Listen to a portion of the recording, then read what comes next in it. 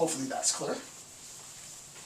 So then we go to the next logical point: system stability only in more than 3-state system. So what we're going to have, the next example is going to be an attempt to demonstrate system stability but resource instability, meaning that resources will be transferred between states, but no state will be ejected from the system. So system stability only in more than 3 states. Okay, here's a quote from Moreau, page 180. He says, quote, "Any division where all states are essential." So he incorporates this conception of essentialism within a state. It has a completely different meaning from sort of gender and other, essentialism and the idea of being essential. Every discipline has its own interpretation. I'm going to explain what this means. All states, if we will know that a system of greater than 3 states is a system stable only, not system and resource stable, if at least one of the states do not have half the distribution. So, for example, let's say we have A, B, C, D. Let's say we have 120, 80, 60, and then 40. Okay.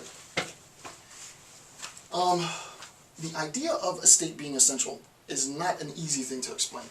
I think visually, without this graph, I don't see how I'd be able to explain it.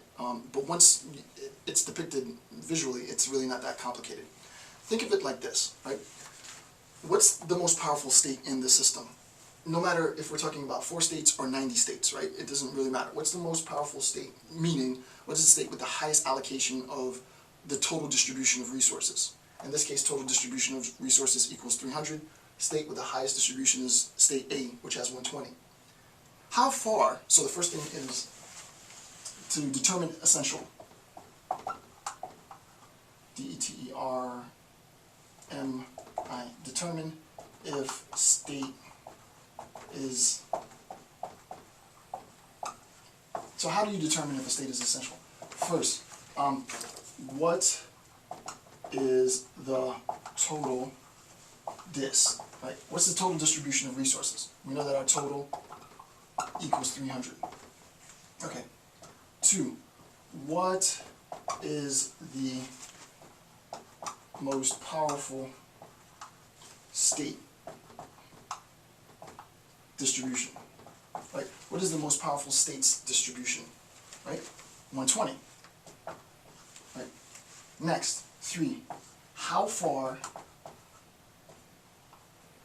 is the most powerful state from attaining half the total distribution? Right? How far is the most powerful state away from attaining half the distribution? In this case, it's 30 points off, right?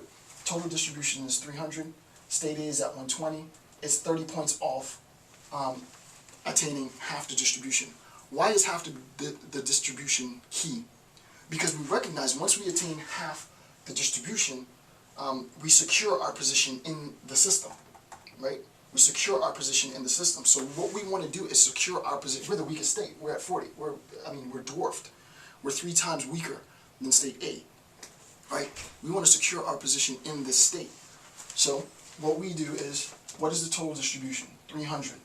What is the most powerful state in the state? What is the most powerful state's distribution? 120. How far off is the most powerful state from attaining half the distribution? 30 points. Ask myself, 4, does the weakest state have enough resources to contribute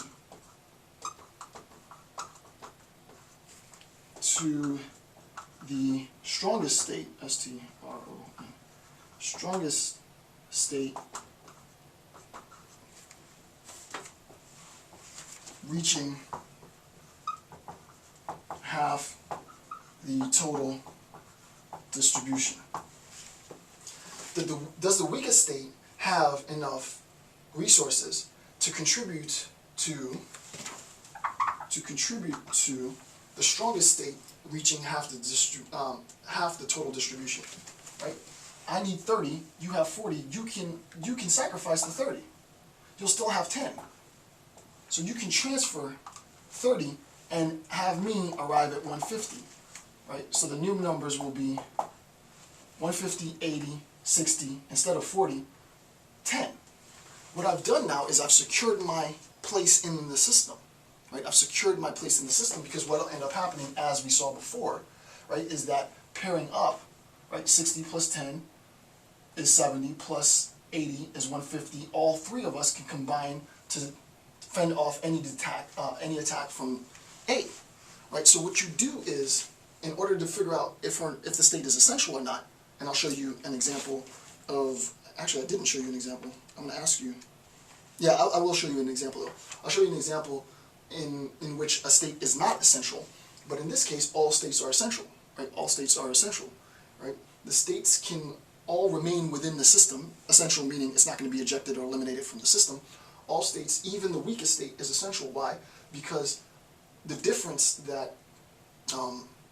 between the total, half of the total distribution of resources, right, 30 plus 30, is enough here, is represented here, so I can transfer that to this state and secure my position, albeit a weaker position, but still, nonetheless, secure my position in the state. I try to think of an easier way to explain it. Moreau he assumes that the reader has an understanding, rightfully so, but in discussing this and trying to teach on this topic, it's important that you get sort of how, well, two things. One, what is the nature of the distinction between resource and system stability? Very important. But also, how is it that a weak state how can a weak state secure its place in the system, hence attain system stability, and the only way to do that is through the transference of resources. So obviously this is going to be system stable, but not resource stable, right? This would be only system stable, right? This is an example. 120, 80, 60, 40 would be an example of system stability only. It's not resource stable. The question is, why is it not resource stable? Because 30 points worth of resources were transferred from the weakest state to the strongest state. That was done to secure my position in the system from D. So that's that.